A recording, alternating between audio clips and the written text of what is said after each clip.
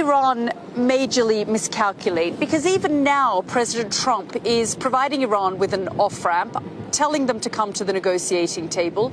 At what point will Iran take that offer? Well, according to your narrative, Iran always miscalculates. It's a regime. I heard the regime 20 times in the last 10 minutes as I was listening.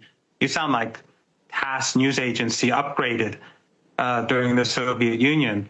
And you say the regime is unpopular and is killing its people. When General Soleimani was murdered by the same Trump that you talk about, millions of people came to the streets of this city, Tehran, that I'm in.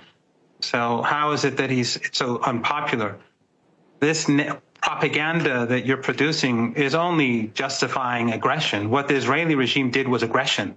What it did was unjustified aggression.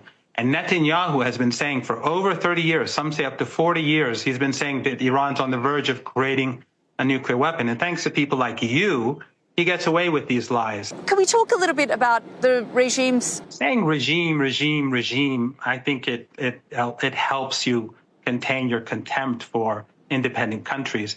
You after all, you work for Sky News. It's understandable. But the regime, how do you know that the Israeli regime had bases inside Iran? You're just repeating their propaganda. Of course, Israel for you is not a regime. Sorry, it's a state. But it's a genocidal state carrying out extermination in Gaza. But that's not really important.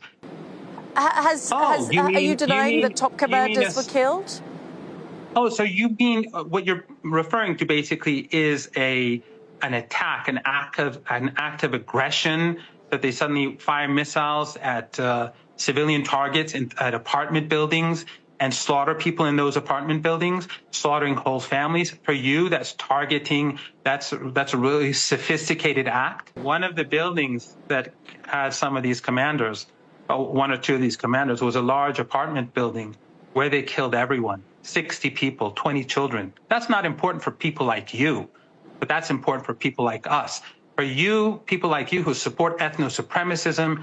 We're trying to give you airtime so that you can give us the Iranian perspective on this. And we want to know, and I want to understand, Iran's position here. Will you come to the negotiating table now? Donald Trump, after these series of airstrikes and this attack was launched, called on Iran to come back to the negotiating table. As the spokesperson of the regime, or as someone who worked closely with the negotiating team, do you believe they will come to the negotiating table now? Well, your regime should know we were at the negotiating table. It was Trump that conspired with Netanyahu to attack Iran. This is how you twist the truth. You shouldn't invite me because you're easily exposed. Iran was negotiating.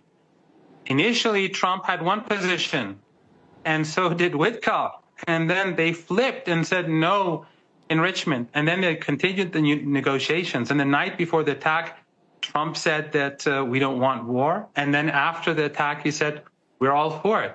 And you're saying Iran? Is Iran going to come back to the negotiating table? The audacity. Come on. Show at least a bit of integrity. A bit of integrity.